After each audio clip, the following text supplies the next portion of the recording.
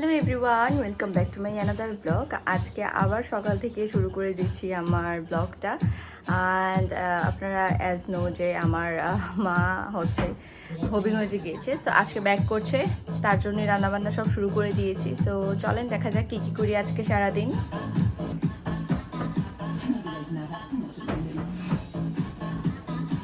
মৌমাছি সারাক্ষণ ভনভন করে।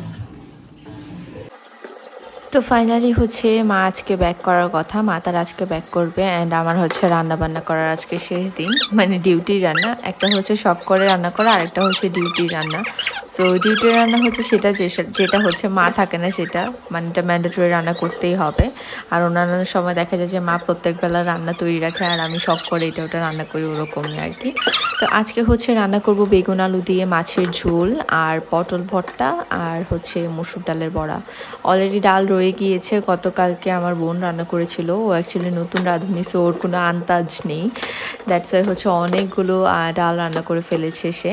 সো সেগুলো রয়ে গিয়েছে, সেজন্য আলাদা করে ডাল রান্না করছি না। আর তাছাড়া ট্রিপের তো ডাল ছাড়া চলেই না। ও হচ্ছে আগে সমস্ত রকমের সবজি টবজি যা ছিল সব কিছু খেত, বাট এখন হচ্ছে ওকে এগুলো খাওয়ানো যায় না, খুব রেয়ার হচ্ছে খায়। মোস্ট অফ দ্য টাইমে হচ্ছে ডিম আর ডাল, যদি খায় তাহলে ডিম আর ডালের বায়নাই বেশি করে, স্পেশালি ডাল। ডাল ছাড়াও কিচ্ছু বোঝে না, ডাল ওর লাগে। তো যাই হোক, এখানে হচ্ছে বেগুন কাটতে গিয়ে আমি তো একেবারে সারপ্রাইজ হয়ে গেলাম।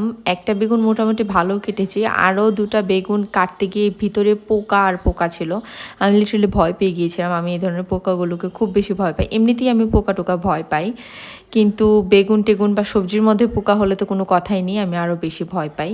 তো যাই হোক, তারপরও বেগুন কেটে নিয়েছি। যেহেতু মা নেই, সেহেতু এখানে চিৎকার চেঁচামেচি করে কোনো লাভ হবে না, আমাকেই করতে হবে ব্যাপারগুলো। তো যাই হোক, বেগুনের পোকা দেখে আমি সত্যি খুব সারপ্রাইজ হয়ে গেছিলাম যে যেটাই কাটছিলাম সেটার ভিতরেই পোকা। শুধু অনেক সময় দেখা যায় যে কালো হয়ে থাকে বা একটু পচা পচা ভাব থাকে, বাট এটার ভিতরে সেরকম ছিল না, একদম লিটারালি পোকাগুলো বের হয়ে আসছিল। আমার এত ডিসঅ্যাপয়েন্ট লাগছিল এগুলোকে দেখতে।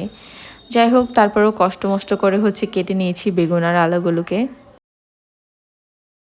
আর আমি যেদিন রান্না করি সেদিন দেখা যায় যে ত্রিব একটু বেশি ঘেঁষাঘেঁষি করে আমার সাথে। তো যেহেতু এখন গরম, তো আমি ওকে সবসময় বলি একটু গরম থেকে দূরে থাকো, কারণ এই গরম লাগে আবার এগিয়ে হচ্ছে এসি ছেড়ে দিতে চায়। এরকম করে দেখা যায় যে ও সর্দি লেগে যেতে পারে, এখন যদিও লাগেনি। তো আমি খুব ভয়ে আছি আর কি, এরকম যেন না করে। আর হচ্ছে ও পানি হলেই চলে, ওর আর কোনো কিছুর খবর থাকে না দিন দুনিয়ার। ও পানি হলেই চলে, সারাক্ষণ পানি ধরতে থাকে। তো এই যে এখানে হচ্ছে হয়ে গেল আমার আলু আর বেগুন কাটা। এবার হচ্ছে পেঁয়াজ কুচি করে নিচ্ছি আলু বেগুনের তরকারিতে ফোড়ন দেওয়ার জন্য। বেগুন তরকারিতে হচ্ছে আমি পেঁয়াজ দিতে পছন্দ করি, কারা কী দিতে পছন্দ করেন অবশ্যই কমেন্ট করে জানাবেন। আমার মা হচ্ছে মেথি দিয়ে রান্না করতে পছন্দ করে বেগুন, বাট আমার হচ্ছে পেঁয়াজ দিয়ে রান্না করতেই বেশি ভালো লাগে। তো এখানে হচ্ছে মাছগুলোকে ধুয়ে ক্লিন করে নিয়েছি। এবার হচ্ছে হলুদ এবং লবণ দিয়ে ভালো করে মাখিয়ে ভালো করে ভেজে রান্না করব। বড় ধরনের যে মাছগুলো থাকে, যেগুলো বড় মাছের পিস থাকে, এগুলো আমরা ভেজেই রান্না করি সব সময়। আর আমার মা তো একটু কড়া ভাজিটাই পছন্দ করে, মাছের কড়া করে ভাজি করলে খেতে পছন্দ করে। আর পাপা হচ্ছে আবার পুরোটাই উল্টো, একটু নরম টরম থাকলে সেটা পছন্দ করে। পাপা বলে যে অত কড়া করে ভাজলে মাছের কোনো টেস্ট থাকে না, সব মাছকে এক টাইপেরই মনে হয়। সো যাই হোক, আমাদেরও আসলে কড়া করে খেতেই পছন্দ হয়। সো পাপার জন্য দেখা যায় যে হালকা করে ভেজে নিই 2 পিস, আর বাকিগুলোকে হচ্ছে ভালো করে কড়া করে ভেজে নিই। তো এই যেখানে ভালোভাবে হচ্ছে মেখে নিচ্ছি মাছগুলোকে মশলার সাথে, অ্যান্ড দেন হচ্ছে ভালোভাবে ভেজে তুলে নেব।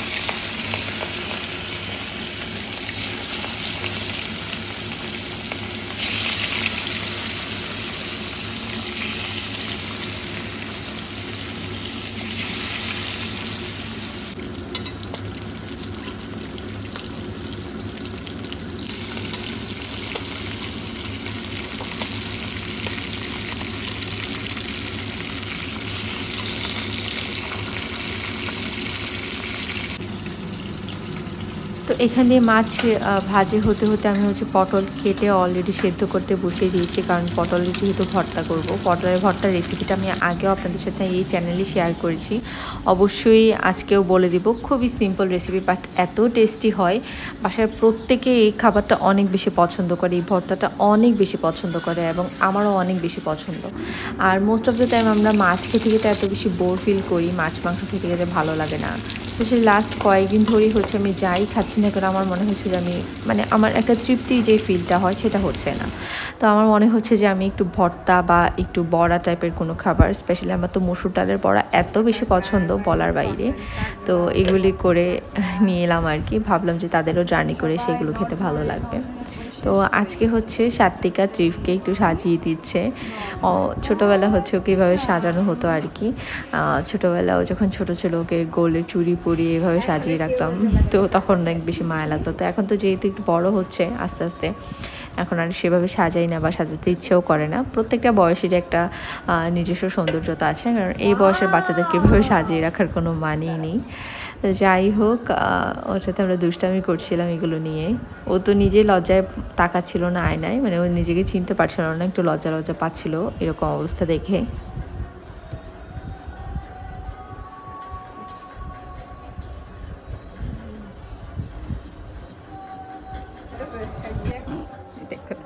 এখানে দেখো, এখানে দেখো, এই যে গ্লাসে দেখি আমরা।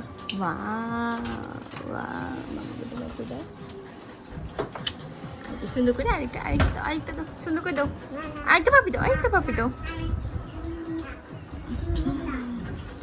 ওকে ওকে।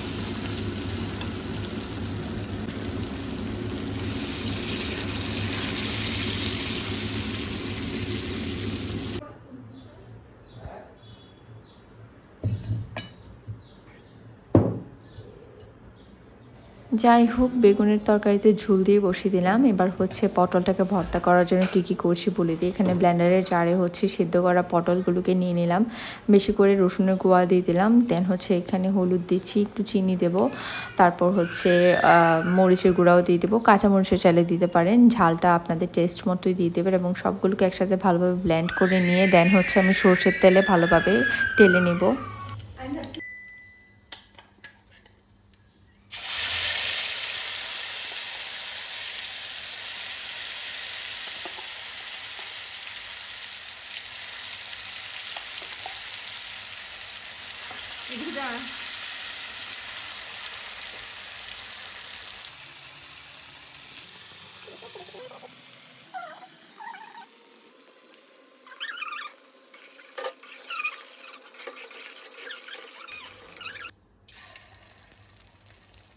তো পটলের ভর্তা করার জন্য যেটা করেছি, সর্ষের তেলের মধ্যে হচ্ছে কালো জিরে দিয়ে নিলাম অ্যান্ড হচ্ছে যে জিনিসটাকে ব্লেন্ড করে নিয়েছি সবটাকে দিয়ে হচ্ছে ভালোভাবে রান্না করে নিলাম। আর এখানে হচ্ছে মসুর ডালের বড়াটাকেও করে নিচ্ছি, একেবারে ডুবো তেলে হচ্ছে ছোটো ছোটো পিস করে দিয়ে দিচ্ছি। খুব ক্রিস্পি হয়, ভালোভাবে হয়, আমার এতদিন হতো না। সো ফাইনালি হচ্ছে এটা 2-3বার ট্রাই করার পর এবার হচ্ছে পারফেক্টলি হয়, ভীষণই টেস্টি হয়েছিল। পান্তা ভাত দিয়ে খেতে বেশি ভালো লাগে অনেকের কাছে, কিন্তু আমার কাছে গরম ভাত দিয়ে ভালো লাগে, পান্তা ভাত জিনিসটাই আমার পছন্দ না। তো যাই হোক, এখানে আমার সমস্ত রান্নাবান্না রেডি। আর এই করতে করতেই হচ্ছে মাও চলে এলো।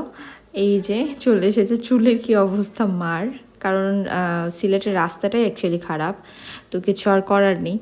আর হচ্ছে সার্ভিসগুলো বেশ, মানে ট্রান্সপোর্টগুলো হচ্ছে বেশ খারাপ আর কি, কোনোটাই তেমন সেরকম সুবিধার না বা খুব ভালো না।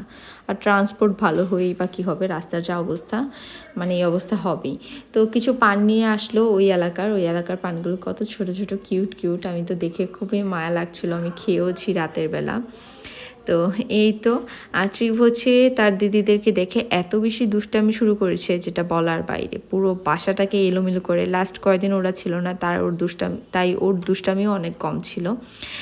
আর সন্ধ্যা থেকে হচ্ছে আমরা চা খাবো, এমন টাইমে হচ্ছে হঠাৎ আকাশে তাকিয়ে দেখি সামনেই যেহেতু পূর্ণিমা, চাঁদ মানে পুরোপুরি উঠেও নি কিন্তু পুরোপুরি আবার দেখাও যাচ্ছে ওরকম।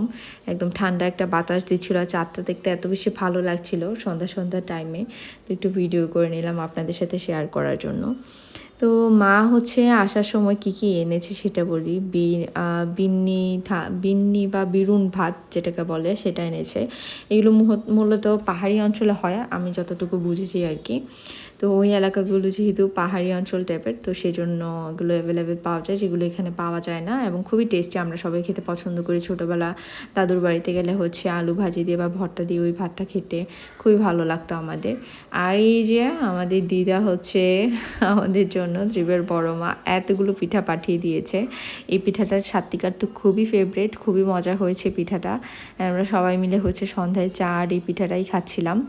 আর হচ্ছে ট্রিপের জন্য সালামিও পাঠিয়ে দিল। এই যে ট্রিপ তো খুব happy. Are you happy? Happy? Okay. So trip এখন সালামিগুলোকে ট্রিপের ব্যাংকে ফেলাবে। দেখাও তোমার ব্যাংকটা, দেখাও বেবির ব্যাংকটা দেখাও, কতগুলো নতুন নোট। ওয়াও, এই যে ওয়াও, কতগুলো নোট। থ্যাংক ইউ বলো, বড় মাকে থ্যাংক ইউ বলো, এখানে ভিডিওতে থ্যাংক ইউ বলো। বড় মা বলো, বড় মা বলো থ্যাংক, হ্যাঁ টাকা বলো, থ্যাংক ইউ বড় মা। বড় মা ওকে, আমরা একটা একটা করে ফেলে দিই। চলো তোমার ব্যাংকের মধ্যে, তোমার ব্যাংকটা দেখো। এই যে আমার কিউট কুটু ব্যাংক। চলো। Happy baby, happy baby, so much happy. দাঁড়াও আমি ঢুকাই দিই, ফেলে দাও।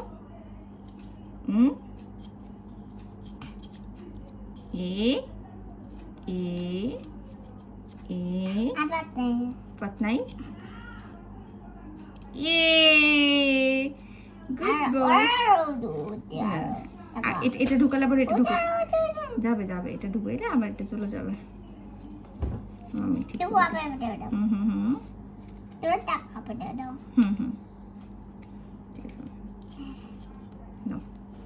তো এই তো আজকের ব্লগ এই পর্যন্তই ছিল। কেমন লেগেছে আজকের ব্লগটা অবশ্যই সবাই কমেন্ট করে জানাবেন। যদি ভালো লেগে থাকে অবশ্যই আমাকে সাপোর্ট করবেন, আমার পাশেই থাকবেন এবং সাবস্ক্রাইব করে দেবেন আমার চ্যানেলে। দেখা হচ্ছে নেক্সট ব্লগে। টিল দেন অনেক ভালো থাকবেন, সুস্থ থাকবেন। টাটা।